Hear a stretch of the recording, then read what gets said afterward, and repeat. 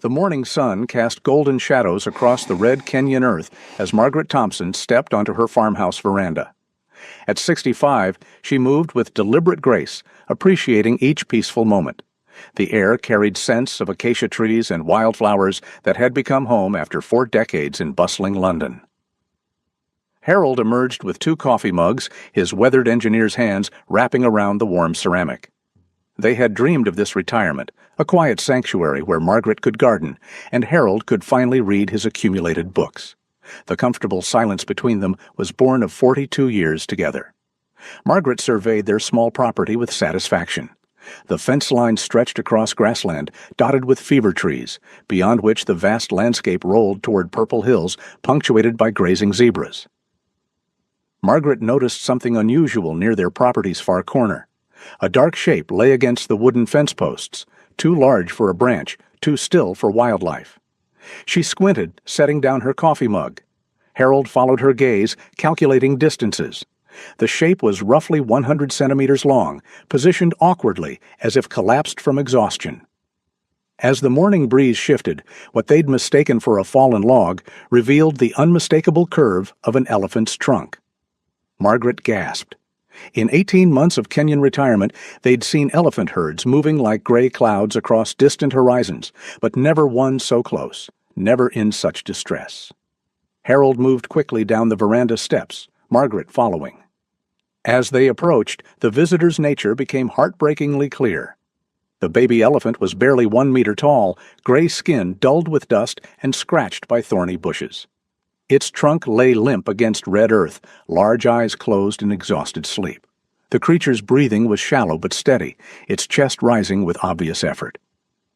Margaret knelt beside the fence, her experienced eyes taking in every detail of the animal's condition. Decades of nursing had taught her to assess patients quickly and thoroughly, whether human or otherwise. The baby elephant showed clear signs of dehydration. Its skin was slightly wrinkled, and its breathing was more rapid than it should have been. Dark circles shadowed its eyes, and its normally pink mouth appeared pale. Harold crouched beside his wife, his voice soft with concern and wonder. The baby elephant stirred slightly at the sound of their voices, opening one large brown eye to regard them with an expression that seemed to hold both wariness and desperate hope. In that moment, Margaret felt her heart constrict with an emotion she hadn't experienced since their own children had left home decades ago. The retired engineer in Harold immediately began formulating a plan of action. He pulled his mobile phone from his shirt pocket and dialed the number for the Kenya Wildlife Service that they had saved when they first moved to the area. The response was professional but disappointing. Due to flooding in the northern regions, the rescue teams were overwhelmed with calls, and it would be at least 3 days before anyone could reach their remote location. Margaret listened to the conversation with growing dismay. 3 days seemed like an eternity when faced with the immediate needs of this vulnerable creature. Her nursing experience told her that dehydration could become critical much more quickly than that, especially in an animal so young and obviously stressed. The baby elephant needed immediate care if it was going to survive. As Harold ended the call, Margaret was already making her decision. She looked into the baby elephant's eyes and saw something that reminded her of the premature infants she had cared for during her final years at the hospital. A fighting spirit wrapped in a desperately fragile package. Her hands moved gently along the fence rail as she spoke her thoughts aloud. The decision came naturally to both of them. Harold nodded in agreement before Margaret had even finished explaining what she thought they should do. They would take care of the baby elephant themselves until the rescue team could arrive. It wasn't ideal, and they had no experience with elephant care, but they couldn't simply stand by and watch a helpless creature suffer when they had the means to help. Harold carefully climbed through the fence rails and approached the baby elephant with slow, deliberate movements. The little creature watched him with alert eyes, but didn't move as he gently slipped his arms around its middle. Despite its size, the baby elephant was lighter than he had expected, clearly underweight from its ordeal. With Margaret guiding him, he carefully lifted the animal and carried it toward their house. They established a temporary sanctuary in Harold's workshop, a clean, spacious building behind the main house that was normally used for his woodworking projects. Margaret spread thick blankets on the floor while Harold filled shallow bowls with clean water. The baby elephant accepted their ministrations with surprising calm, as if it somehow understood that these humans meant no harm. Margaret had named him Benny before they had even finished settling him in the workshop. The name had simply appeared in her mind as she stroked his dusty forehead, and Harold had smiled his agreement. Benny seemed to respond to the sound of his new name, his trunk lifting slightly when Margaret spoke it in her gentle, soothing voice. The first challenge came when they tried to encourage Benny to drink. The shallow bowls of water went untouched, despite his obvious dehydration. Margaret tried offering water from a cup, then from a bottle, but Benny turned away from each attempt.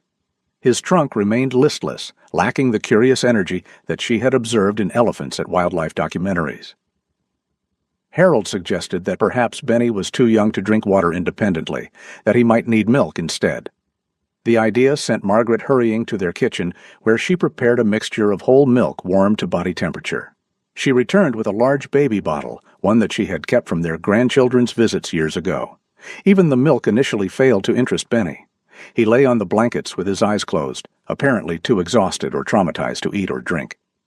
Margaret felt a familiar pang of concern that she remembered from her nursing days, the worry that came when a patient was too sick to want the very things they needed to survive. It was then that Margaret made a decision that would change everything. Instead of continuing to offer food and water from a distance, she sat cross-legged on the workshop floor and gently lifted Benny's head onto her lap.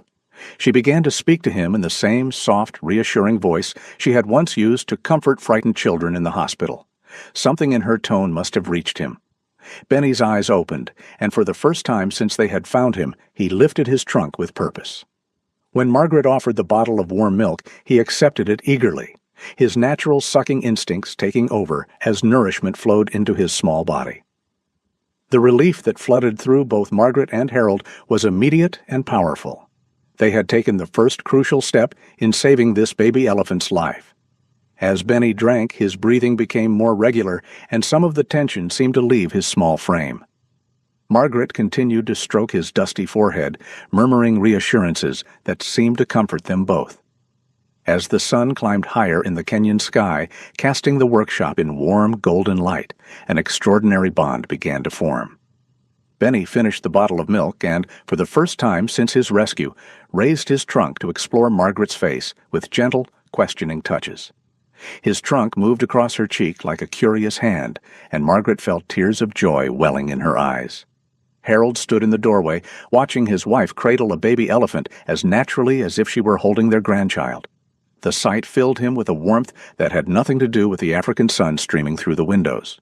After decades of routine and predictability, life had presented them with an adventure they could never have imagined. The first day passed in a blur of feeding schedules and careful monitoring. Benny gradually gained strength, though he remained close to Margaret whenever possible. His trunk would reach out to touch her hand or her leg, as if seeking constant reassurance that she was still there. By evening, he was able to stand on his own for extended periods, though he showed no interest in exploring beyond the immediate vicinity of his caretakers. As night fell over their small farm, Margaret and Harold faced their first major decision about Benny's care. The workshop was secure and comfortable, but Benny had begun making soft, mournful sounds that tugged at their hearts. The sounds reminded Margaret of crying children, and every instinct she possessed as a caregiver told her that Benny was afraid of being alone. Harold suggested that perhaps one of them should sleep in the workshop to keep Benny company, but Margaret had a different idea. Their house was spacious and easily cleaned, and they had no valuable furniture or possessions that couldn't be moved out of harm's way. After a brief discussion, they decided to bring Benny inside for the night. The process of relocating their house guest was easier than they had anticipated. Benny followed Margaret willingly, his trunk occasionally reaching out to touch her hand as they walked the short distance to the house. Harold had prepared a makeshift bed from their thickest blankets, positioned near the living room sofa, where the baby elephant would be close to his human family, but still have space to move around. That first night together set the tone for everything that would follow. Benny settled onto his blankets with obvious relief, his breathing immediately becoming deeper and more relaxed. Margaret sat nearby, reading by lamplight, while Harold worked on a crossword puzzle. The domestic tranquility of the scene was surreal. a retired British couple spending their evening in the company of a baby African elephant as if it were the most natural thing in the world. As the days passed, Benny's health improved dramatically under their careful attention. His appetite returned with enthusiasm, and he began to show the curiosity and playfulness that were natural to his species. His trunk, which had been so listless when they found him, became an instrument of constant exploration. He examined everything within reach: books, cushions, Harold's reading glasses, the texture of the sofa fabric. The second week of Benny's residence brought changes that none of them had anticipated. What had begun as a temporary rescue mission was evolving into something far more complex and emotionally significant. Benny was no longer simply a wild animal recovering from trauma. He was becoming a member of their household in ways that defied conventional wisdom about human-animal relationships. The first sign of this transformation came when Benny began exhibiting behaviors that were distinctly imitative rather than instinctual. Each morning, Harold had a routine of walking around their property to check the fence lines, inspect his vegetable garden, and fill the bird feeders that attracted colorful weavers and sunbirds to their yard. On his seventh morning with them, Benny followed Harold out of the house and proceeded to mirror his movements with startling accuracy. When Harold paused to examine a loose fence post, Benny positioned himself beside the older man and extended his trunk toward the same spot, as if conducting his own inspection. When Harold moved to the next post, Benny followed at a respectful distance, stopping when Harold stopped, moving when Harold moved. The baby elephant seemed to understand that this was Harold's territory and that he was being given the privilege of learning how to care for it. Margaret watched this morning ritual from the kitchen window as she prepared breakfast, marveling at the sight of her husband leading a 1-meter-tall elephant on a tour of their modest homestead. Benny's trunk swayed with each step, occasionally reaching out to touch Harold's leg or explore interesting scents along their path. The engineer in Harold seemed to enjoy having an attentive audience for his methodical property maintenance routine. The imitation went beyond simple following behavior. Benny began to understand and respond to the rhythms of their daily life in ways that suggested genuine comprehension rather than mere animal conditioning. When Margaret set the table for meals, Benny would position himself nearby, watching intently as she arranged plates and utensils. When Harold sat down with his morning newspaper, Benny would settle onto his blankets in a way that mirrored Harold's relaxed posture. Most remarkably, Benny developed what could only be described as manners. Instead of simply pushing his way through doorways, he learned to wait for Margaret or Harold to gesture him through. He never approached their food without invitation, despite his obvious curiosity about their meals. When he wanted attention, he would gently touch their hands or arms with his trunk, rather than demanding it through more forceful means. These behaviors culminated in an evening ritual that would become one of Margaret's most cherished memories of their time together. After dinner, Harold habitually settled into his favorite armchair to read, while Margaret claimed her spot on the sofa to work on her knitting or catch up on correspondence. For the first few days, Benny had been content to lie on his blankets nearby, occasionally lifting his head to watch their activities. On the 10th night, however, Benny approached the sofa with obvious intent. He stood beside it for several minutes, his trunk exploring the height and texture of the cushions. Margaret watched with growing amazement as the baby elephant carefully positioned himself and with surprising grace climbed onto the sofa beside her. He turned in a full circle, much like a large dog preparing for sleep, before settling against the cushions with his head resting near Margaret's lap. Harold looked up from his book to find his wife sitting frozen in astonishment, afraid to move and disturb the elephant who had just made himself at home on their furniture. Benny's eyes were already closing, his breathing becoming deep and regular as he settled into what was apparently his new favorite sleeping spot. The sight was so endearing and unexpected that Harold couldn't help but laugh. Margaret's initial concern about having an elephant on their sofa quickly evaporated as she realized how natural and right it felt. Benny's presence was comforting rather than intrusive, and his obvious contentment filled her with a maternal satisfaction that she hadn't experienced in decades. She gently stroked his head as she continued her knitting, and Benny responded with soft rumbling sounds that seemed to indicate pleasure and security. This became their evening routine. Each night after dinner, Benny would climb onto the sofa and position himself beside Margaret while Harold read in his chair. The baby elephant seemed to understand that this was quiet time, and he would lie still for hours, occasionally opening his eyes to check that his human companions were still nearby before drifting back into peaceful sleep. The transformation in Benny's behavior extended to other aspects of his integration into their household. He learned to navigate the house with remarkable care, his large feet somehow managing to avoid stepping on furniture or knocking over decorative objects. His trunk became an instrument of delicate exploration rather than destruction, capable of lifting and examining Margaret's reading glasses without damaging them or picking up Harold's pen to study it before carefully setting it back in its proper place. Perhaps most endearing was Benny's development of what could only be called social graces. When visitors came to their door, the occasional delivery person or neighbor, Benny would position himself between the strangers and his adoptive family, not aggressively, but with the protective awareness of a family dog. He never showed aggression toward visitors, but his body language clearly communicated that Margaret and Harold were under his care. The baby elephant also learned to communicate his needs in ways that went beyond basic animal behavior. When he wanted to go outside, he would stand by the door and gently touch it with his trunk, waiting patiently for one of them to notice and respond to his request. When he was thirsty, he would approach his water bowl and then look directly at Margaret or Harold, as if asking for permission or assistance. Most touching was Benny's behavior during Margaret's afternoon rest period. The Kenyan heat often made midday naps a necessity, and Margaret had maintained this habit since their retirement.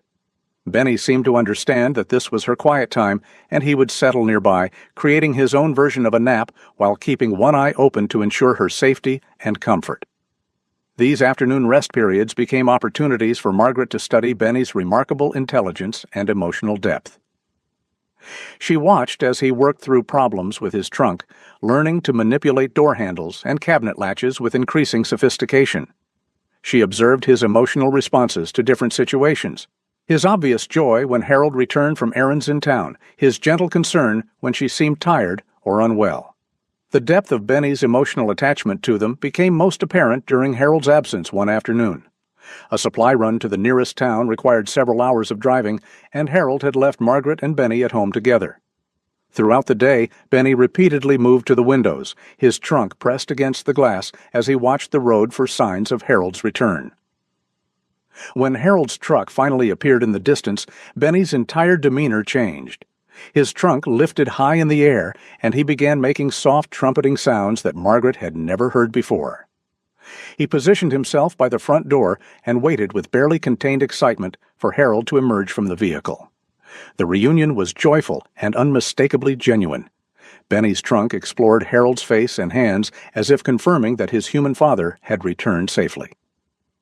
These daily interactions revealed layers of Benny's personality that continued to surprise and delight his adoptive parents. He was naturally curious but never destructive, gentle despite his size and strength, and possessed of an emotional intelligence that seemed almost human in its complexity and nuance. The baby elephant developed preferences and opinions about various aspects of household life. He preferred certain blankets over others, showed definite enthusiasm for Margaret's cooking smells, and seemed to enjoy Harold's classical music collection more than Margaret's contemporary selections. He learned to associate the sound of the coffee grinder with morning activity, and would often appear in the kitchen as soon as the machine started, ready to begin his day alongside his human family. Most remarkably, Benny began to show what could only be described as empathy. When Margaret experienced a particularly difficult day dealing with arthritis pain in her hands, Benny seemed to sense her discomfort. He remained closer than usual, his trunk occasionally reaching out to gently touch her hands in what appeared to be gestures of comfort and concern. His usual evening energy was subdued, as if he understood that his human mother needed extra rest and quiet. Similarly, when Harold struggled with a particularly frustrating repair project in his workshop, Benny positioned himself nearby and simply observed, his presence somehow calming and supportive without being intrusive. The baby elephant seemed to understand the emotional rhythms of his adopted family and to adjust his behavior accordingly. As the weeks passed, their household routines became seamlessly integrated around Benny's presence. Margaret adjusted her cooking schedule to accommodate his feeding times. Harold modified his workshop activities to include elephant-safe projects, and both of them found themselves planning their days around their unexpected family members' needs and preferences. The evenings on the sofa became increasingly elaborate affairs. Benny not only claimed his spot beside Margaret, but began showing definite preferences for their television viewing. He seemed most engaged during nature documentaries, his trunk lifting with apparent interest when elephants appeared on screen. He showed less enthusiasm for news programs, but remained contentedly settled during their viewing, as if understanding that this was family time regardless of the specific entertainment. Harold often joked that Benny had become the most well-behaved teenager they had ever lived with, but the truth was more profound than humor could capture. The baby elephant had integrated into their lives with a grace and intelligence that challenged everything they thought they knew about the boundaries between species, between wild and domestic, between animal instinct and something that looked remarkably like conscious choice. The 8th week of Benny's residence began with an ominous phone call that Margaret had been dreading since the day they first brought the baby elephant home. Dr. James Kiprotich from the Kenya Wildlife Service had finally managed to arrange transportation to their remote location, and he was calling to schedule Benny's relocation to an appropriate wildlife facility. Margaret listened to the conversation from the kitchen, her hands growing still as she processed the implications of what she was hearing. Harold's responses were professional and cooperative, but she could hear the underlying sadness in his voice as he provided directions to their farm and confirmed the timing for the next day's pickup. Dr. Kiprotich explained that they had identified a suitable herd at Amboseli National Park, one that included a nursing female who had recently lost her own calf and might be receptive to adopting an orphan. The rehabilitation process would be gradual but had shown good success rates with elephants of Benny's age and health status. It was, by all objective measures, the ideal outcome for their temporary house guest. When Harold ended the call, he found Margaret sitting at their kitchen table with tears streaming down her cheeks. Neither of them spoke for several minutes. They both understood that this moment had always been inevitable, but knowing something intellectually and experiencing it emotionally were entirely different challenges. Benny seemed to sense the change in atmosphere immediately. The baby elephant, who had become remarkably attuned to their emotional states, approached Margaret with obvious concern. His trunk gently touched her face, and he made soft rumbling sounds that had become his way of offering comfort when his human family seemed distressed. Margaret gathered Benny into her arms as much as his size would allow, pressing her face against his dusty forehead while Harold stood quietly in the doorway. The three of them remained like that for a long time, locked in a farewell embrace that none of them wanted to acknowledge as such. The remainder of that day passed with an almost ceremonial quality, as if they were all participating in rituals designed to memorialize their time together. Harold took dozens of photographs of Benny in various locations around their property. On the sofa, in the workshop, following the fence line during their morning inspection tour.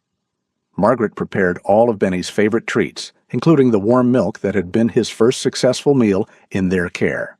That evening, their usual television routine took on special significance. Benny claimed his customary position on the sofa with what seemed like extra determination, as if he too understood that their time together was drawing to a close.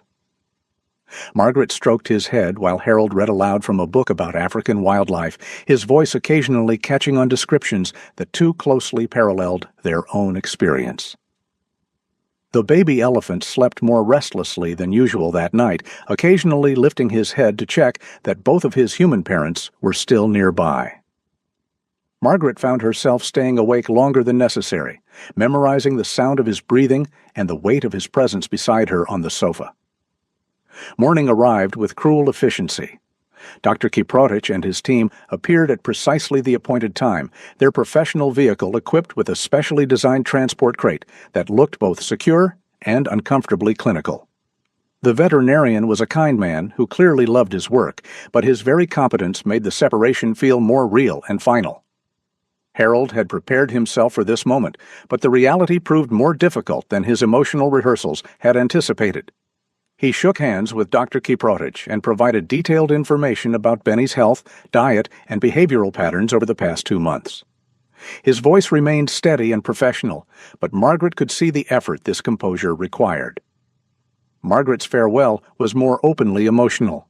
She knelt beside Benny and wrapped her arms around him one final time, whispering reassurances and promises that she wasn't sure either of them believed. Benny's trunk touched her face repeatedly, and his dark eyes seemed to reflect the same confusion and sadness that she felt herself.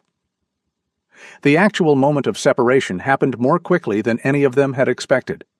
Dr. Kiprotich and his assistant were skilled in these transitions, and they guided Benny into the transport crate with professional efficiency that minimized trauma while preventing prolonged goodbyes that might make the process more difficult for everyone involved.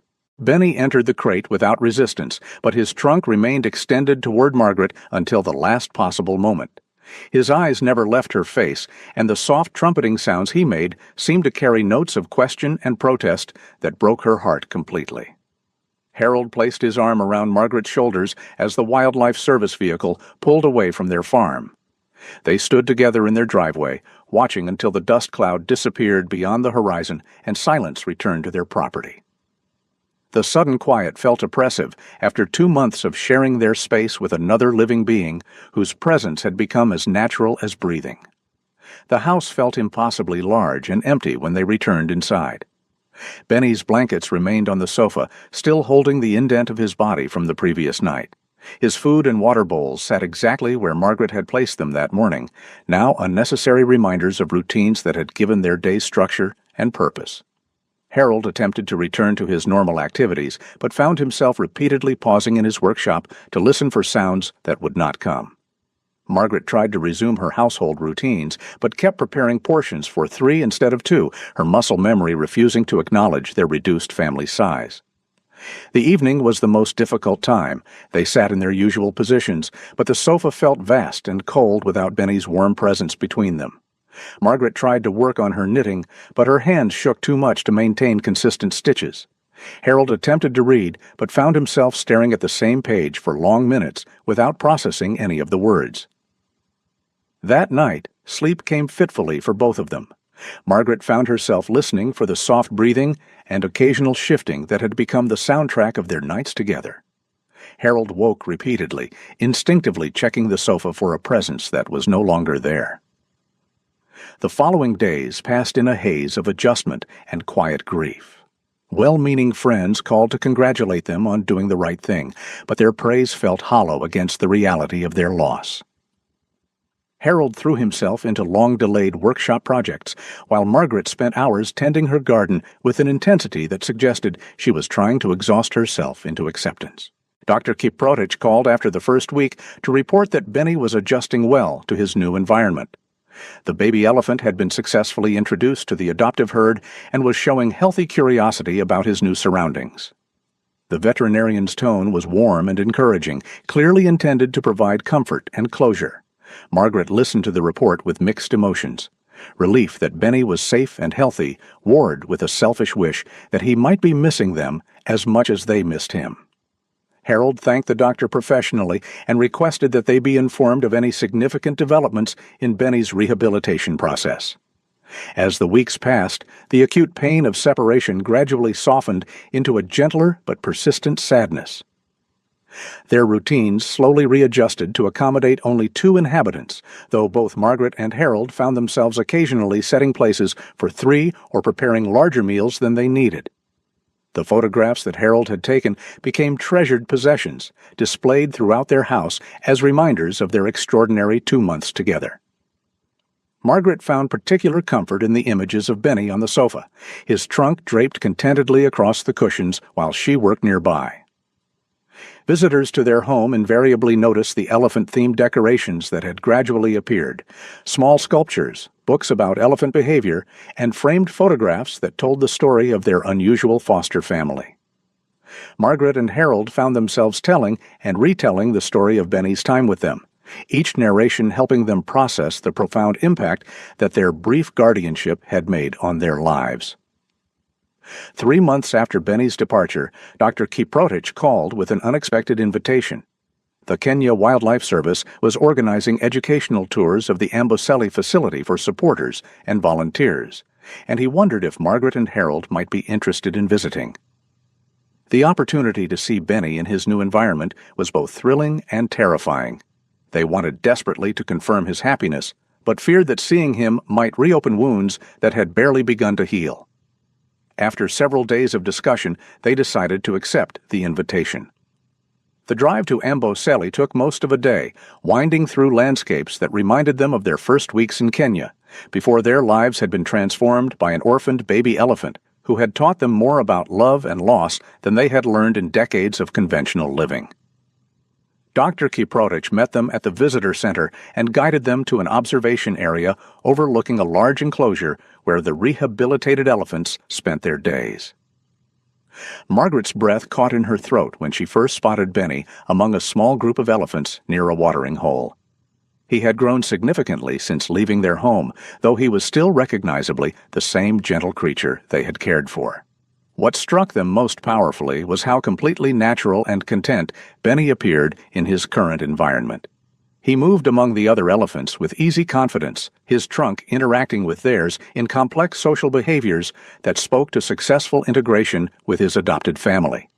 His coat was healthy and dust-covered in the way of wild elephants, and his movements carried the relaxed energy of an animal that was exactly where it belonged. When the elephants moved closer to the observation area, Margaret and Harold found themselves holding their breath. Benny's path brought him within a few meters of where they stood, and for one heart-stopping moment, it seemed as though he might recognize their scent or voice. He paused and lifted his trunk in their direction, his dark eyes scanning the small group of human observers. But the moment passed without recognition or special acknowledgement. Benny's attention returned to his elephant companions, and he moved away to join in their afternoon foraging activities with the casual indifference of an animal whose focus had shifted to more immediately relevant concerns. Margaret felt simultaneous relief and disappointment wash over her. Relief that Benny had clearly found happiness and belonging in his natural environment, but disappointment that their months of intimate companionship had apparently faded from his memory without leaving lasting traces. Harold understood her conflicted emotions because he felt them himself. Watching Benny thrive in his proper habitat was exactly what they had hoped for, but seeing their former family member treat them as strangers was more painful than either of them had anticipated. Dr. Kiprotich seemed to understand their mixed reactions without requiring explanation. He spoke gently about the remarkable resilience of young elephants and their ability to form new social bonds when their survival depends on it. Benny's successful integration was actually a testament to the quality of care he had received during his time with them. He had maintained his capacity for trust and social connection, qualities that had enabled him to accept his new family when the opportunity arose. The drive home was quiet, both Margaret and Harold lost in their own thoughts about what they had witnessed. The visit had provided closure of a sort, confirming that their decision to let Benny go had been the right one, but it had also reminded them of how profoundly the experience had changed their own lives. That evening, they resumed their traditional positions in the living room, but the sofa no longer felt empty. Instead, it held the accumulated memories of evening after evening spent in the company of a remarkable creature who had taught them that family could take the most unexpected forms and that love didn't require permanence to be genuine and transformative. Margaret picked up her knitting while Harold opened his book, both of them comfortable in the knowledge that they had provided exactly what Benny had needed during a crucial period of his young life. Their house was quiet now, but it was the peaceful quiet of a home where extraordinary things had happened and where the echoes of joy and connection would always remain.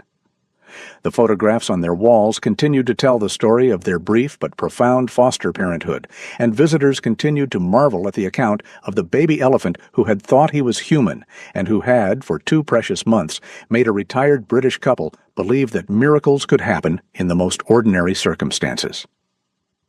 As the sun set over the Kenyan landscape that had become their permanent home, Margaret and Harold settled into their evening routine with hearts that were both full and empty, full of gratitude for an experience that had changed them forever, and empty of the physical presence that had made their house feel complete in ways they had never expected to experience again.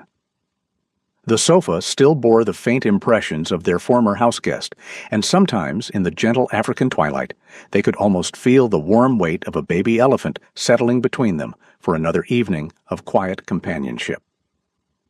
It was a ghost of memory that brought comfort rather than sadness, a reminder that some connections transcended the physical boundaries of presence and absence. Their story had ended exactly as it should have, with Benny free to live the life he was meant to live, and with two humans whose understanding of love, family, and the magnificent unpredictability of existence had been forever expanded by their brief but perfect time as the adoptive parents of a baby elephant who had climbed onto their sofa and into their hearts with equal grace and determination.